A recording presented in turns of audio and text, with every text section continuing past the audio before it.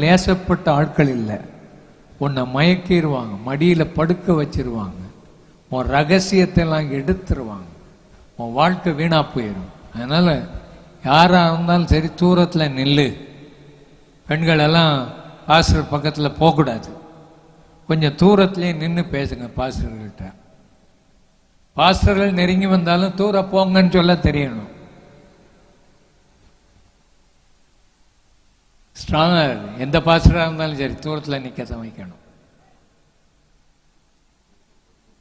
யாரும் அல்லேலூயா சொல்கிறான் பாருங்க. இதுக்கு அவனுக்கு அல்லேலூயா வருதுங்க. நீ சரியா இருக்கிறியாப்பா, பாஸ்டர் மாற சொல்லிட்டா போதும் அப்படி.